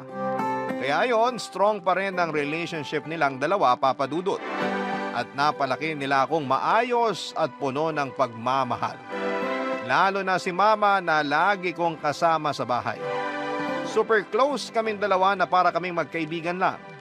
Madalas nga po nakakasama ko siya sa mga trending na kanta, sayaw, at maging sa prank.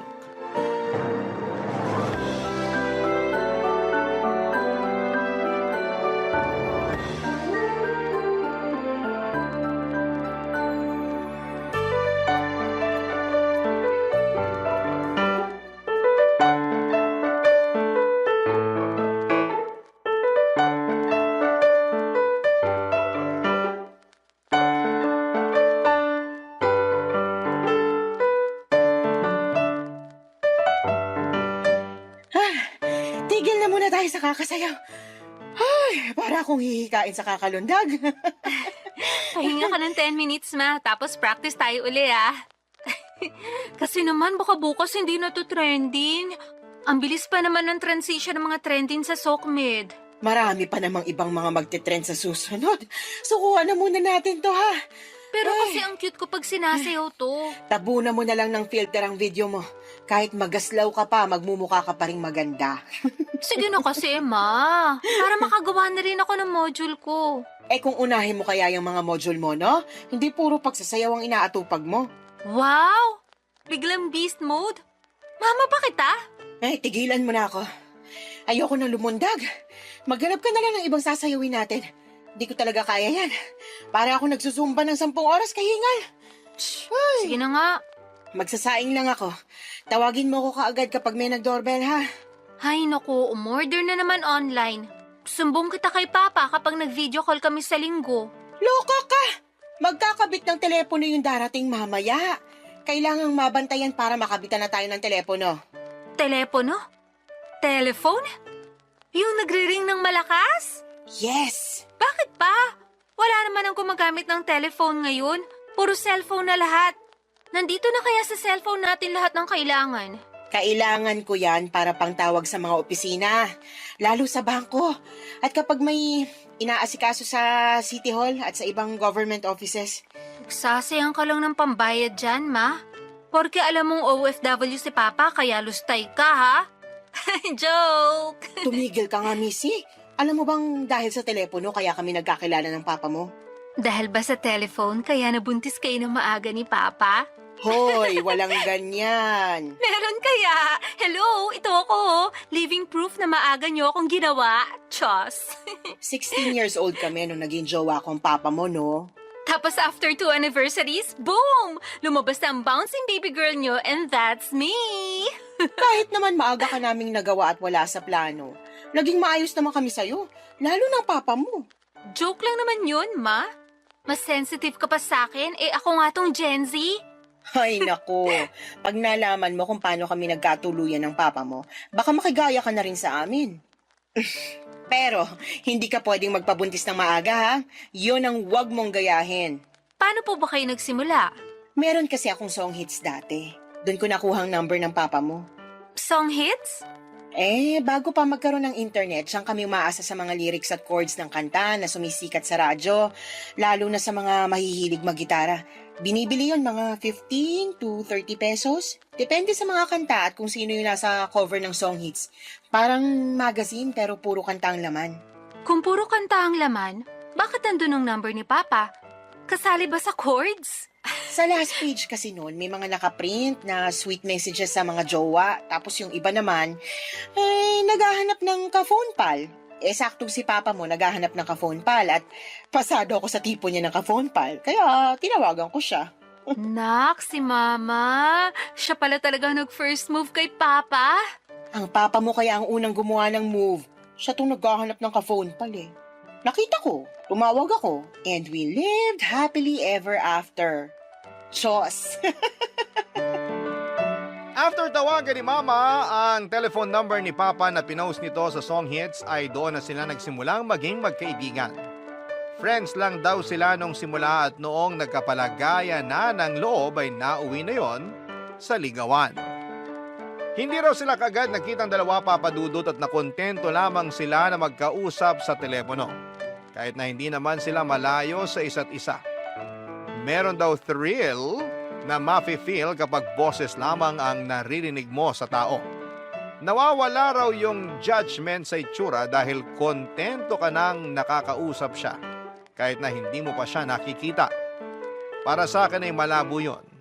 Ang hirap naman na hindi mo nakikita ang nililigawan o nanliligaw sa'yo.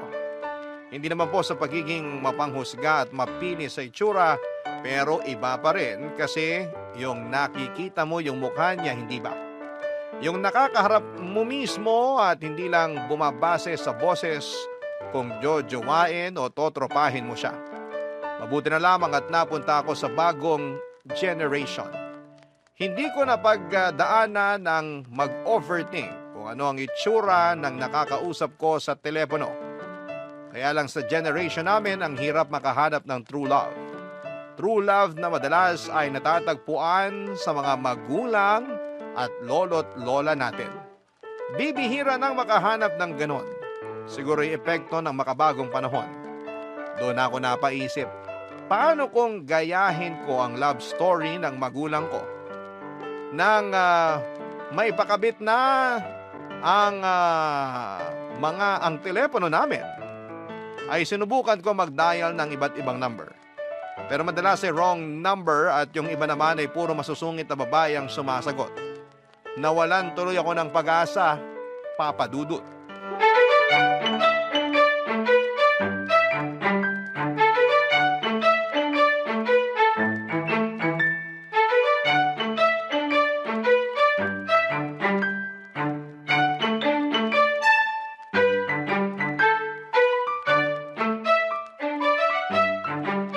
Masubukan nga tong telephone. Makatawag nga.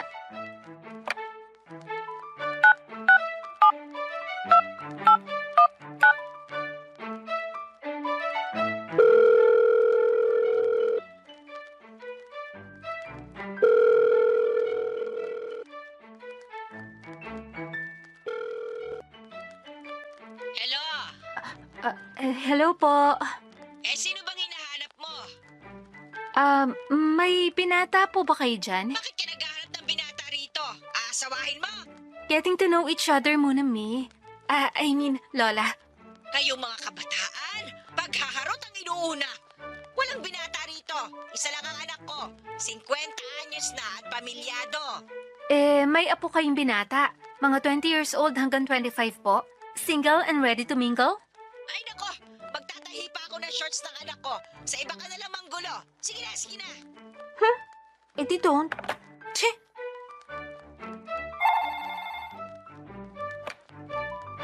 Hello? Hello? Andyan po si Michael? Michael? Opo, pakisabi naman si Sid. Maniningi lang sana ng inutang niya. Kailangan ko na kasi ng pera. Nako, same. Kailangan ko rin ng pera. Pwede ba siyang makausap? Gusto ko sana magkausap kayo para makasingil ka na. Kaya lang, wrong number ka eh. Sorry. Ito kasi yung binigay niyang number. Wala pa siyang cellphone number? Mas madali mo siya makakausap doon. Nawala raw kasi yung cellphone niya. Kaya telephone number niya yung binigay sa akin. Parang ganyan naman lagi pag tumatakas sa utang, no? Ililigo ka palalo, wag lang mapush magbayad. Tama ka eh. Ano ulit pangalan mo? Missy ang pangalan ko. 22 years old, single. Ako naman si Sid. Ilang taong ka na? Single, married, it's complicated, may ka-talking stage. Ilan na ang nag-host? Single at hindi komplikado. Wala pang nag-host at mas lalong walang balak gawin. Ka-talking stage. Parang sa ngayon, ikaw pa lang tong babaeng nakakatok ko. Uy, ano ba yan, kuya? Landi na agad, wrong number ka naman. Ay, hindi ako naglalandi. Sinasabayan ko lang trip mo. Ayos yan, gusto ko yan. 5-star review ka sa akin. Kumusta ka naman? Okay lang ba makipagkwentuhan muna sa'yo? Pangtanggal lang ng inis dun sa nangutang sa akin. Walang problema, hindi naman ako busy eh. Tsaka naghahanap talaga ako ng ka-phone pal. Phone pal? Meron pa rin bang ganun ngayon? Parang maling henerasyon ka. Gusto ko kasi maranasan yung old school. Harut-harutan sa landline. Ah, gusto mo ng kaharutan. Hindi naman kaharutan lang, phone pal. Yung makakausap ko talaga ng maayos at mapagsasabihan ko ng mga nangyari sa akin at mga sikreto kapag medyo deep na yung friendship or relationship. Gets? Gets ko naman. Nakakatuwa ka naman. Hindi lahat ng Gen Z gusto ng ganito ha. Gusto nila, laging nakaka-video call yung crush nila. Ibahin mo ko. Gusto ko mysterious. Pwede ka ba sa ganito? G ako dyan. Para kunwari, nasa 80s or 90s tayo. Ang saya nito. Hindi ko inaasahan na noong mga oras na yon ay makikilala ko si Dexter. Wala pa akong masyadong tinatanong sa kanya sa first talk namin. Gusto ko kasi na habang tumatagal ay doon ko siya makilala. Yun kasi ang nakwento ni Mama sa akin. Hindi minadali ng parents ko ang pagkakakilala nila. Hindi katulad sa panahon ngayon na kasing bilis na ng pagbabago ng technology ang ligawan. Kaya mabilis ding natatapos dahil hindi pa nila nakikilala ng maayos ang mga nakakaligawan nila. Kaya sinabi ko sa sarili ko na I'll take it slow. Kasing slow ng simula ng love story ng parents ko. Mabagal man pero may pinuntahan. Hindi ko sinasabing jojowain ko na kaagad si Dexter ha, Papa Dudut. Gusto ko lang noon na ma-experience yung na-experience ng magulang ko sa paggamit ng telepono. Kung magwo-workout man kami ni Dexter, edi masaya. Kung hindi, edi tatanggapin ko na lamang na hindi ako para sa telepono. Para ako sa cellphone at para ako sa social media. Naaliw ako makipagkwentuhan kay Dexter, Papa Dudut. Matalino siya at marami akong natutunan sa kanya. Napapatawa niya rin ako. Nagustuhan ko rin ang voice niya dahil parang tunog opa. Malamyos ang tunog, heartthrob, parang DJ sa radyo ang boses niya. Nakakaaliw at nakakaadik. Tumagal siguro ng halos 2 oras ang pag-uusap namin. Hindi pa sana yon matatapos kung hindi biglang nag-doorbell si Mama para sunduin ko siya sa gate. Namalengke kasi siya. Nabidin tuloy ako sa usapan. Ang nakakainis pa ay hindi ko nakuha ang number ni Dexter dahil naibaba ko na kaagad ang telepono. Kaya naman nung gabi nagdasal ako na sana itawagan akong muli ni Dexter. Humingi po ako ng sign. Kapag tumawag siya ulit, trip niya ako. Kung hindi naman, edi thank you. Next na lang siguro. Ganon dapat ang atake sa life. Move on ka agad kung hindi mag-work, hindi ba? Pero sana'y tumawag pa rin siya, Papa Dudut. Barangay Love Stories. Barangay Love Stories. Mula nang nakausap ko si Dexter ay lagi ko nang binabantayan ang telepono namin. Panay ang hiling ko at dasal ko na sana'y tawagan niya ako ulit. Pagkatapos ng klase, nagmamadali na akong umuwi ng bahay para makatambay na sa pwesto ng telepono namin. Nakahanda na rin ang merienda ko habang naghihintay sa tawag ni Dexter. Napansin ng mga kaklase at friends ko ang pagmamadali ko lagi na makauwi sa bahay. Nagtatampo na yung friends ko kasi hindi ko na sila nakakasama sa pagsasayaw o pagpatol sa mga trending na sayaw o kanta. Dati kasi ako lagi ang leader nila sa paghahanap ng mga trending, sa akin nakatoka yon. Pero mula nung nakausap ko na si Dexter ay hindi ko na yon ginawang priority. Priority ko nang makauwi lang ng maaga after ng class at saka mag-abang ng tawag niya. Nakakainis lang kasi hindi pa rin niya ako tinatawagan. Feeling ko noon napilitan lamang siyang makipag-usap sa akin para hindi naman nakakahiya na inabala niya ako dahil maling number ang tinawagan niya. Pero halos 2 oras kasi kaming nagkwentuhan. So feeling ko ay may something sa amin. Feeling ko ay interested siya sa akin, Papa Dudut. Kung sana lang ay nakuha ko ang number niya bago natapos ang tawag namin. Nainis tuloy ako sa sarili ko pero hindi ako nawala ng pag-asa. Nagabang pa rin ako at minsan ay nagdasal ako na sana kahit na ma-wrong number ulit siya at matawagan ulit ang telepono namin. Ganon ko kagustong makausap muli si Dexter. Ewan ko ba, may pull talaga akong nafe-feel noong nagkausap kami. Feeling ko ay soulmates kaming dalawa. Napansin na rin ni Mama na lagi ako nakatambay sa telepono. Lalo na't bihira na rin akong tumutulong sa mga gawaing bahay kasi nga ay mas gusto kong nakatitig lamang sa telephone namin, Papa Dudut.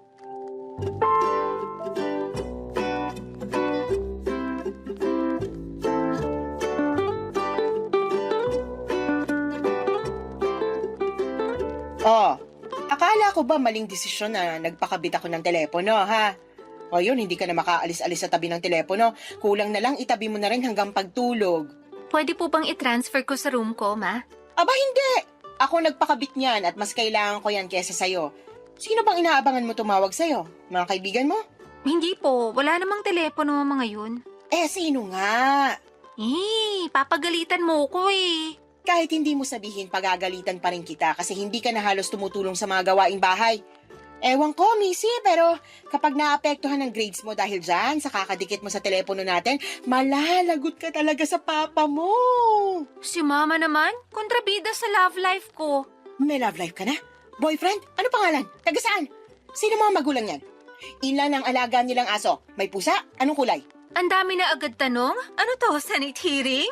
Sabihin mo sa akin para makilatis ko. Wala ka pa makikilatis. Once pa lang naman kami nag-usap. Sa telepono? Hindi, sa rice cooker. Missy! Huwag mo kong isusumbong kay Papa ha. Sa atin lang muna to. Baka ma-jinx eh. Alam mo naman si Papa ang galing mang evil eye. Sabihin mo na bago ako mamalengke. Kasi may na-wrong number nung nakaraan. Sid ang pangalan, 25 years old. Pogi yung boses. Yung itsura. Hindi ko pa masabi. Hindi ko pa kasi siya nami-meet. Once lang kami nakapag-usap nung na-wrong number siya. Halos 2 hours kami nag-usap, Ma. May kilig? Konti. Feeling ko, magiging magandang love story namin. Isang beses mo pa nga lang nakausap. Tapos hindi na umulit. Anong love story yung pinagsasabi mo dyan? Si Mama naman. Mas malakas ka palang mang evil eye kesa kay Papa eh. Pag-inggit, pikit. Bakit naman ako maiinggit sa'yo? Kontento na ako sa love story namin ng papa mo. At least sa akin, araw-araw tumatawag nun ng papa mo. Ikaw? Ngayon, araw-araw pa rin ba? Malamang busy na siya. Hindi na consistent si Papa sa'yo, hindi ka na love. Pwede kitang isumbong sa papa mo kapag tumawag siya mamaya. Humanda ka. Joke lang, Ma.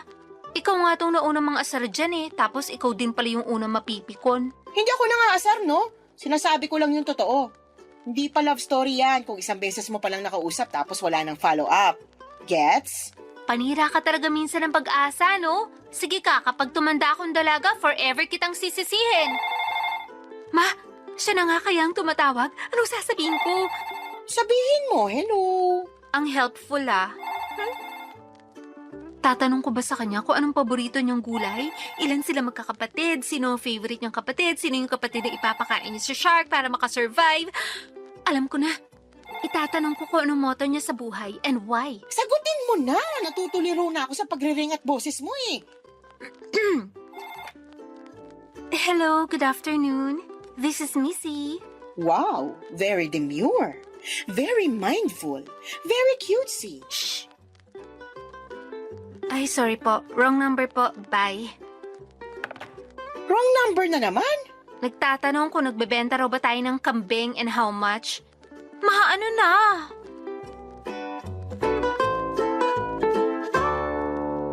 Napatawa na lang si Mama sa na-experience ko, Papa Dudut. Kahit ako ay gusto ko na ring matawa noon. Bakit ba kasi ako umaasa noon na tatawag muli si Dexter? Bakit ba ako umaasa na mauuwi sa nakakakilig na love story ang nangyayari sa amin? Isang beses lang naman kami nagkausap. Masyado pang maaga para umasa. Napansin ni Mama na nalungkot ako kaya tinigil na rin niya ang pagbibiro. Inaya niya akong lumabas para bumili ng ice cream. Kahit na wala akong gana noon ay sumunod pa rin ako. Gusto ko lang makalayo kahit ilang minuto lang sa telepono namin. Marami ako nasayang na effort at time sa kakahintay sa tawag ni Dexter. Ayaw ko nang magsayang pang muli. Charge to experience na lang, sabi nga ng nabasa kong post ng isang sikat na vlogger na pinafollow ko. Baka naman may susunod pa rin sa akin, Papa Dudut.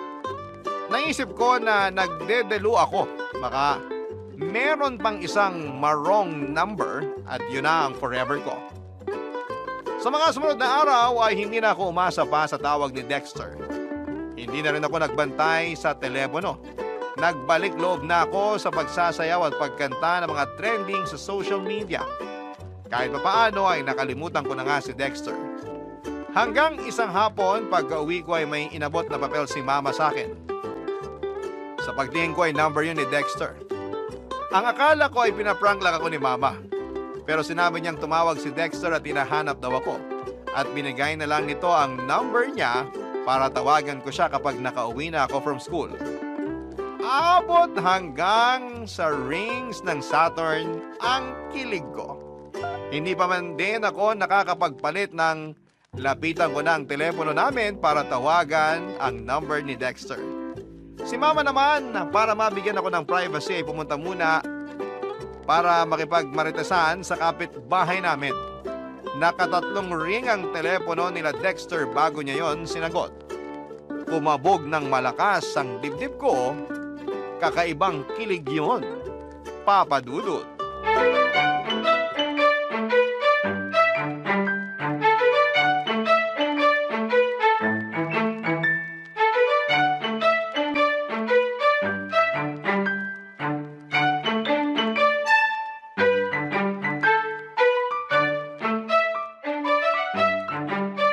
Kala ko hindi ka natatawag.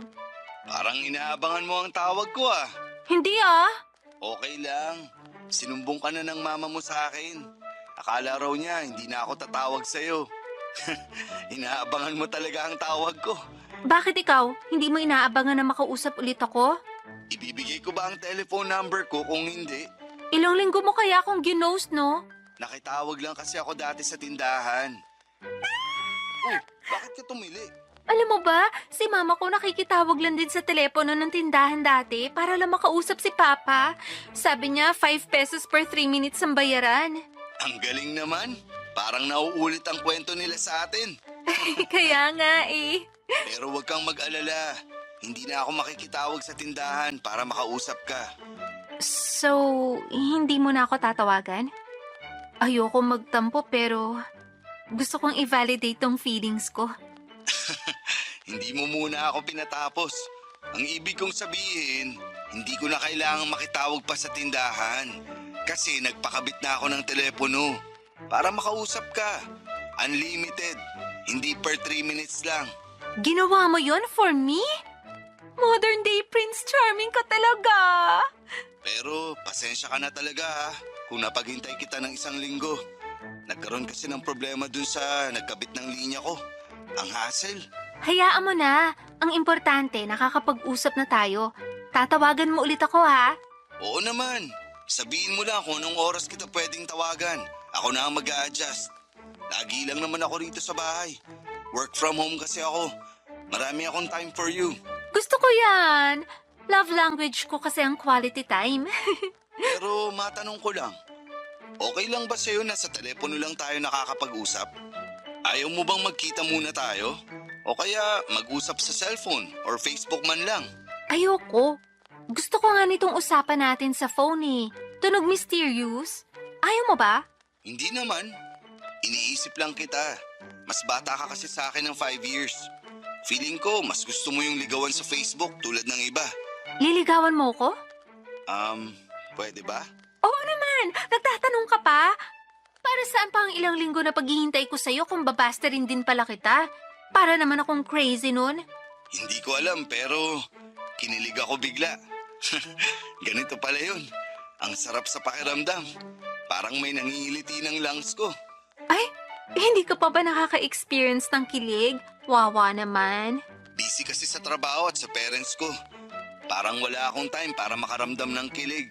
Hayaan mo, bigyan mo lang ako ng time at ako nang bahala magpakilig sa'yo. Deal? Deal. Kumain ka na po?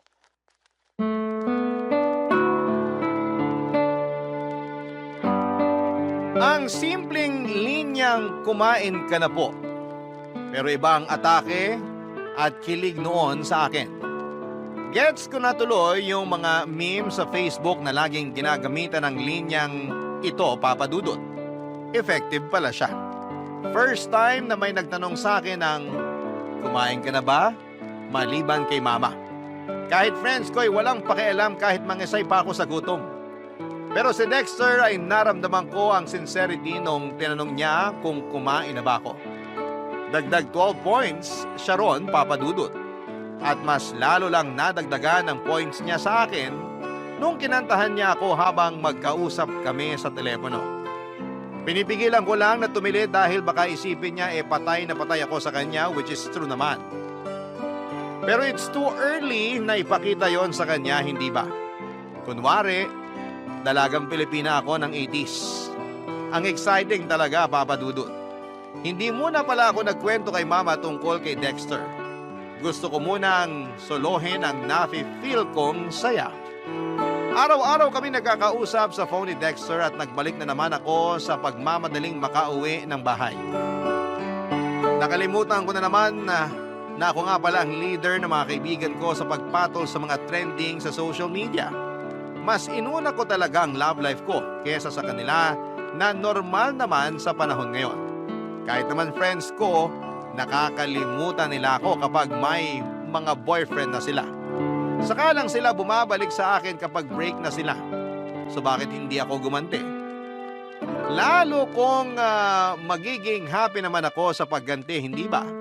Ang saya talaga na ma-in love, Papa Dudut. Lalo na kung mutual kayo ng nararamdaman.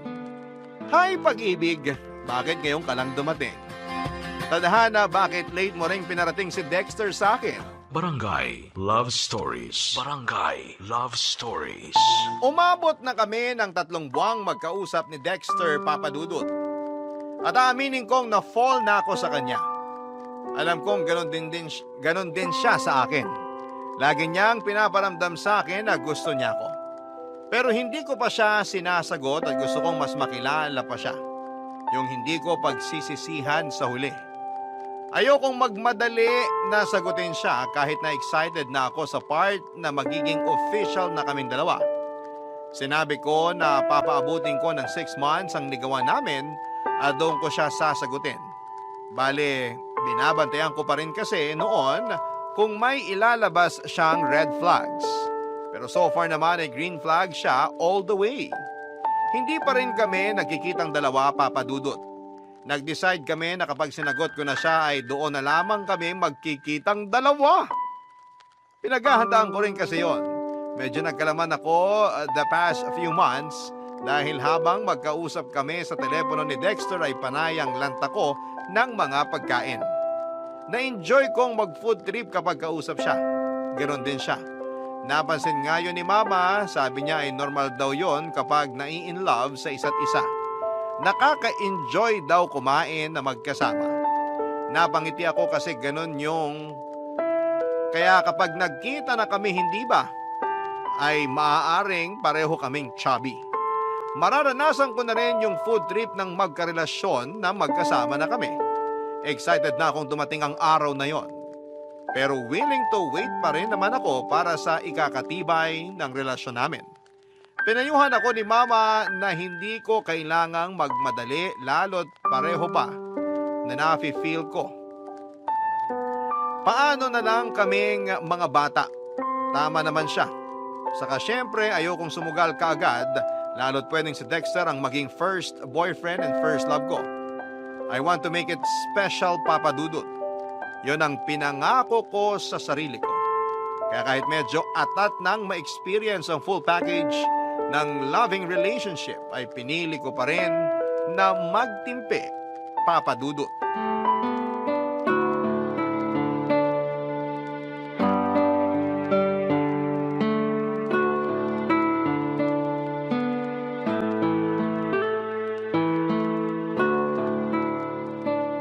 Akala ko hindi mo nasasagutin ang telepono nyo.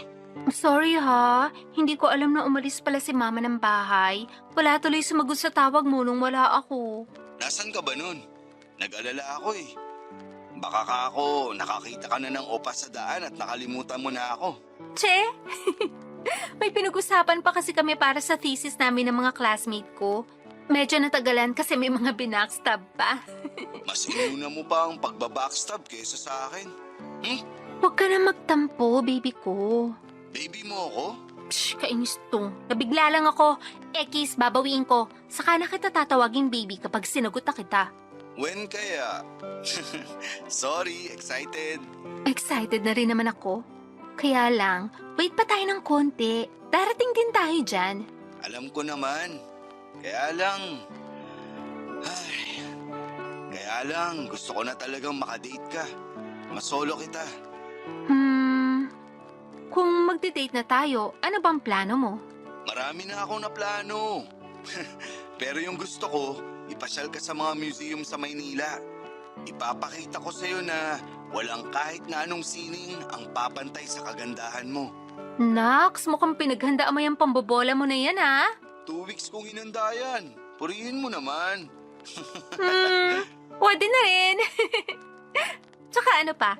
Tapos, maglalakad tayo sa Fort Santiago. Magbabaon ako ng kape natin. Ako mismo ang magtitimpla. May binili na nga akong mga thermal flask para sa ating dalawa. Isang black at isang pink.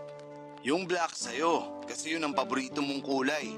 At yung pink naman sa akin, kasi yun ang gusto ko. Gusto ko yan. Ipagtimpla mo ako ng kape. Mas gusto ko yan kesa sa mga nabibili sa mga shallow na coffee shop.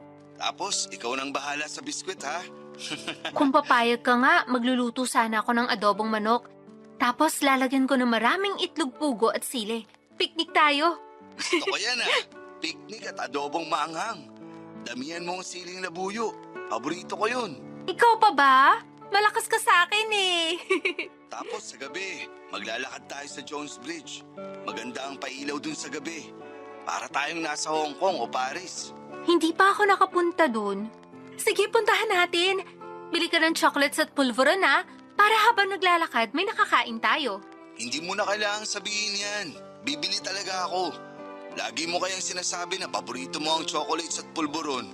Lalo yung may kahalong durog na mani. Ay, pero magsimba pala muna tayo. Okay lang ba sa'yo?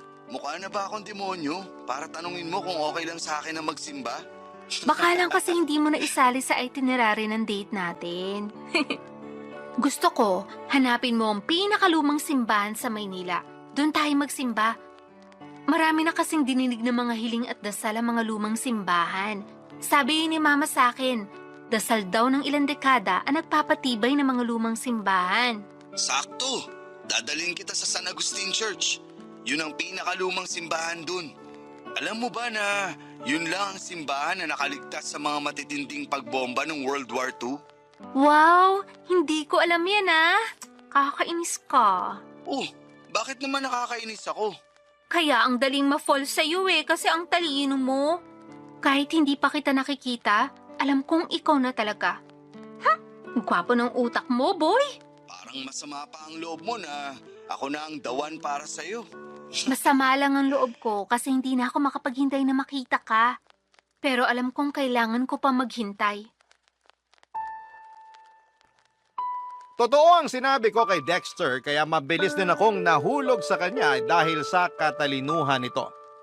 Hindi kasi ako masyadong matalino. Talented ako sa pagsayaw at pagkanta pero aminadong nabibitin ng grades madalas sa school. Pero dahil kay Dexter ay natulungan niya akong makapasa sa mga subjects ko sa eskwelahan. Maski sa thesis ko ay tinulungan din niya ako. Matalino talaga siya. Lagi ko nga yung finiflex kay Mama. Boto na nga rin si Mama sa kanya lalo na noong nag-share sila sa isa't isa ng mga trivias tungkol sa Pilipinas. Nakwento ko na rin siya kay Papa pero hindi pa sila nagkakausap na dalawa. Pero binigay naman ni Papa ang blessing niya sa amin na kung sakali mang magiging kaming dalawa ay papayagan niya. Nakita kasi ng parents ko na umayos ang grades ko mula nang nakilala ko na si Dexter. Akala nila inspired lang ako mag-aral dahil kay Dexter pero ang hindi nila alam, si Dexter ang nagiging tutor ko at minsan ay siya na ang gumagawa ng mga assignments ko. Walang araw na dumaan na hindi ko naiisip si Dexter. Naging part na rin siya ng routine ko at hindi kumpleto ang araw ko kapag hindi nagre-ring ang telepono at siya ang napapakinggan kong nag-hello. Ganon na ako ka-in love sa kanya, Papa Dudut. Patuloy pa rin ang efforts niya sa akin at lagi siyang nagpapadala ng pulburon sa akin weekly at may kasama pa yung isang pink na rosas. Ano pa bang hihilingin ko sa first love and first boyfriend ko kung sakali? Kahit na hindi kami magkatuluyan, sa huli ay sigurado ako na isa ito sa mga kilig story ko pagtanda. Hindi ko na nga mahintay pa na umabot ng 6 months bago ko siya sagutin. Sinabi ko na sa kanya na gusto ko nang magkita kami. Balak ko kasi noon na sagutin siya in person para makita ko kung gaano siya kasaya na napasagot na niya ako. Tinawagan ko siya isang gabi nang hindi pa ako makatulog. Nagulat nga siya dahil siya lagi ang unang tumatawag sa aming dalawa, Papa Dudut.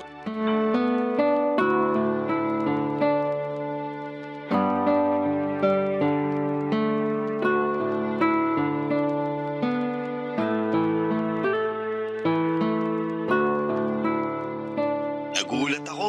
Bakit bigla kang tumawag? Ayaw mo ba? Gusto ko, syempre. Kung hindi nga ako makakaistorbo sa pag-aaral mo hindi ko natitigilan ng pagtawag sa'yo. Naisip lang kasi kita. Na-miss. Sakto nga kanina bago ka tumawag. Iniisip din kita. Na-miss din kita. Kanina ko pa nga ini-imagine ang totoong itsura mo eh. Sana naman. Hindi ako dehado sa imagination mo, ha? Naku, hindi ah. Ikaw nga tong pinakagwapong lalaki na na-imagine ko. Huwag mo naman masyadong taasan ang expectations mo sa itsura ko, ha? Baka hindi ko naman mabuhat yan. Kasalanan mo naman kasi. Sobrang green flag ka. Puro magaganda lagi nakikita ko sa'yo. Paano kung may pangit kang makita sa akin? Bakit? Pangit ka ba? Uy, hindi ako pangit. Grabe, pag pangit, itsura agad. Hindi mo na itatanong pero sabi nila, malaki ang hawig ko kay David Licao ko. Sayang. Bakit sayang? Hindi ko kasi kamukha si Barbie Fortesa. Match na sana tayo. Kahit mukha ka pang talampakan at hinliliit ni Barbie Fortesa, para sa akin, ikaw pa rin ang pinakamaganda. Walang tatalo, kahit sino. Tingnan mo na. Kaya ang taas ng expectations ko sa'yo dahil dyan sa panglalandi mo sa akin. Ay naku. Awat na ba ako sa paglalandi sa'yo? Wag! Dapat nga sobrahan mo pa kasi... Kasi ano? Kasi malapit na kitang sagutin. Wala pang 6 months ha. Ayaw mo ba? Gusto ko siyempre. Ako nga tong atat sa atin lagi.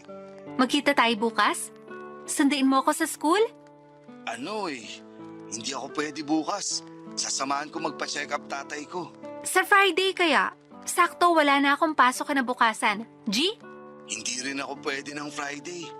Check up naman ni nanay.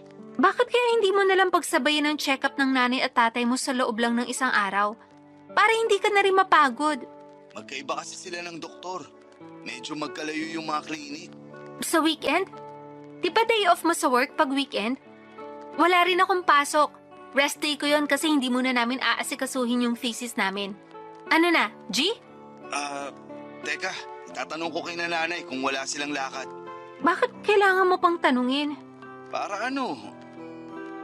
Magtatanong lang ako. Ewan, gusto ko lang magtanong. Kung pagaganahin ko ang toyo ko ngayon, iisipin ko na ayaw mo akong makita. Hindi naman sa ganun. Pero mukhang alanganin din ako nitong weekend. Sige, ikaw na lang magsabi sa akin kung kailan ka free. Ako na lang ang mag-a-adjust. Siguro, morning ng Tuesday? Teka. May klase ako ng Tuesday morning eh. Diba sinend ko naman sa yung schedule ng mga klase ko? Ay, oo nga pala. Nako, Tuesday morning lang ako pwede. Paano kaya to? Ano ba nangyayari, Sid? Okay pa ba tayo? Hala, oo naman. Bakit parang iniiwasan mo makipagkita sa akin? Hindi ka naman pangit. Sabi mo nga kamukha mo si David Licauco. Wala ka ng problema sa itsura para ma-conscious. So ano na? Ay, conscious ako sa isang bagay. Sabihin mo kung ano. Handa akong palakasin ng loob mo tulad ng ginagawa mo sa akin kapag nai-insecure ako sa mataba kong pisngi at hita. Sabihin mo na. Missy, Huwag mong sabihin sa akin, may asawa ka na. uy, wala. Sabihin mo na. Matagal ko nang gustong sabihin sa'yo to, pero natakot ako baka hindi mo ako matanggap. Kaya kitang tanggapin. Kahit hindi mo pa nga kamukha si David Licauco, tatanggapin pa rin kita. Sigurado ka? Kahit anong sabihin ko sa'yo, tatanggapin mo? Oo, kasi mahal kita. 40 years old na ako. 40 anyos. Kaedad ko ang parents mo.